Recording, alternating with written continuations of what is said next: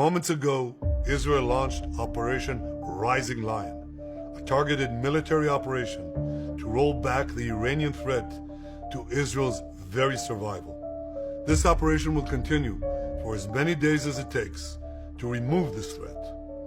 For decades, the tyrants of Tehran have brazenly, openly called for Israel's destruction. They've backed up their genocidal rhetoric with a program to develop nuclear weapons. In recent years, Iran has produced enough highly enriched uranium for 9 atom bombs. 9. In recent months, Iran has taken steps that it has never taken before, steps to weaponize this enriched uranium.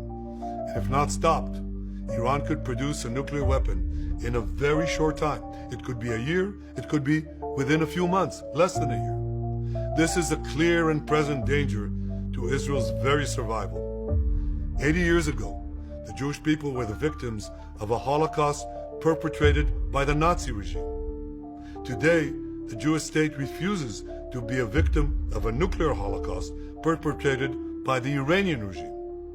Now, as Prime Minister, I've made it clear time and again, Israel will never allow those who call for our annihilation to develop the means to achieve that goal. Tonight, Israel backs those words with action.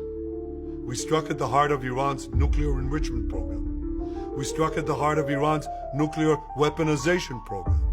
We targeted Iran's main enrichment facility in Natanz. We targeted Iran's leading nuclear scientists working on the Iranian bomb. We also struck at the heart of Iran's ballistic missile program. Last year, Iran fired 300 ballistic missiles at Israel. Each of these missiles carries a ton of explosives and threatens the lives of hundreds of people.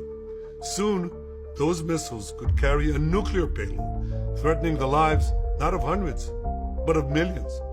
Iran is gearing up to produce 10,000 of those ballistic missiles within 3 years. Now just imagine 10,000 tons of TNT landing on a country the size of New Jersey. This is an intolerable threat. It too must be stopped. Iran is now working on what it calls the new plan to destroy Israel. You see, the old plan failed. Iran and its proxies tried to encircle Israel with a ring of fire and to attack us with the horrible attack of October 7th. But the people of Israel, the soldiers of Israel, rose like lions to defend our country. We crushed Hamas, we devastated Hezbollah, we hit Iranian proxies in Syria and Yemen. And when Iran directly attacked us twice last year, we struck back inside Iran itself.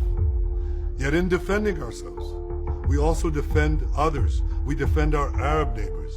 They too have suffered from Iran's campaign of chaos and carnage. Our actions against Iran's proxy Hezbollah led to the establishment of a new government in Lebanon and the collapse of Assad's murderous regime in Syria. The peoples of those two countries now have a chance for a different future, a better future. So too do the brave people of Iran, and I have a message for them. Our fight is not with you. Our fight is with the brutal dictatorship that has oppressed you for 46 years. I believe that the day of your liberation is near.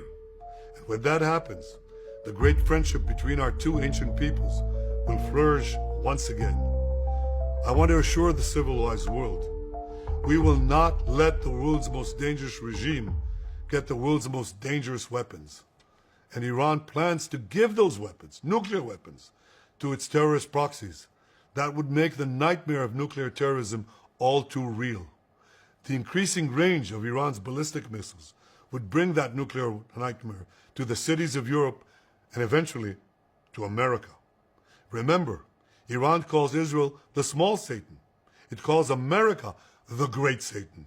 And this is why for decades, it's led millions in the chants of death to Israel and death to America. Today, Israel is responding to those genocidal calls with action and with a call of our own. Long live Israel and long live America. Our action will help make the world a much safer place. I want to thank President Trump for his leadership in confronting Iran's nuclear weapons program. He has made clear time and again that Iran cannot have a nuclear enrichment program. Today, it is clear that Iran is just buying for time. It refuses to agree to this basic requirement of peaceful nations. That is why we have no choice but to act, and act now. The hardest decision any leader has to make is to thwart a danger before it is fully materialized. Nearly a century ago, facing the Nazis, a generation of leaders failed to act in time. They were paralyzed by the horrors of World War I. They were determined to avoid war at all costs, and they got the worst war ever. They adopted a policy of appeasement. They closed their eyes and ears to all the warning signs. That failure to act resulted in World War II, the deadliest war in history. It claimed the lives of 60 million, including 6 million Jews, a third of my people.